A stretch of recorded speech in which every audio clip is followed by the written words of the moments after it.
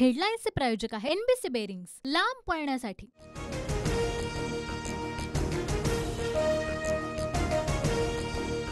उमेदवार बळवंत वानखेडेंच्या प्रचारार्थ सभेचं आयोजन।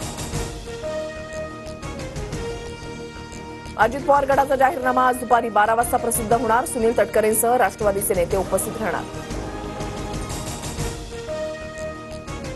नाशिकची जागा भाजपला सोडण्याची स्थानिक पदाधिकाऱ्यांची मागणी। भाजपचे दिनकर पाटील नाशिकातून लढण्यास इच्छुक। नकली शिवसेना म्हणतात, याच नकली शिवसेनेचा असली दणका निवडणुकीमध्ये दाखवतो। उद्धव ठाकरेंचा मोदी शहांवर हल्लाबोल। हिंमत असेल तर निवडणूक आयोगानं कारवाई करून दाखवावी। प्रचार गीतावरून आयोगानं पाठवलेल्या नोटिशीनंतर उद्धव ठाकरे आक्रमक। उद्धव ठाकरेंच्या प्रचार गीतामधील जय भवानी शब्दावरून निवडणूक आयोगाची नोटीस, मात्र शब्द काढणार नाही। न्यायालयीन लढाईलाही तयार, ठाकरेंनी ठणकावलं। हिंदुत्व सोडलेल्यांनी गाड्यामध्ये तरी जय भवानी शब्द का वापरावा? ठाकरे गटाच्या प्रचार गीतावरून फडणवीसांची टीका। मलाही निवडणूक आयोगाची नोटीस आली होती, नोटिशीला उत्तर द्यायचं असतं, मग निर्णय होतो। ठाकरेंच्या गाड्यावर आलेल्या नोटिशीवर अजित पवारांची प्रतिक्रिया। मी या निवडणुकीला अतिशय महत्त्व देतो, कारण ही शेवटची निवडणूक असू शकते, शरद पवारांचं वक्तव्य।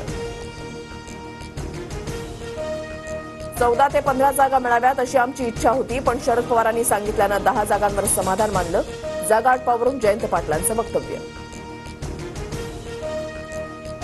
पुण्यात उमेदवारांच्या प्रचारार्थ 29 एप्रिलला नरेंद्र मोदींची जाहीर सभा। वातावरण निर्मितीसाठी मोदींच्या रोड शोचंही आयोजन।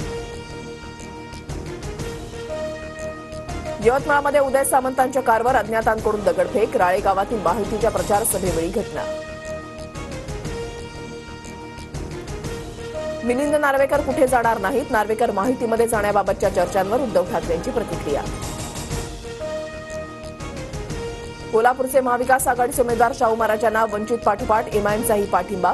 पत्रकार परिषदेमधून इम्तियाज जलील यांच्याकडून भूमिका जाहीर। जळगावमधील रतनलाल सी बाफना ज्वेलर्स आयकरच्या रडारवर। नयनतारा शोरूममधील चौकशीमध्ये 8 ते 9 किलो सोनं आढळलं। शुभमन गिल साई सुदर्शनची धमाकेदार बॅटिंग। राहुल तेवतियाचा फिनिशिंग टच। लो स्कोरिंग सामन्यामध्ये गुजरातचा पंजाबवर 3 गडी राखून विजय।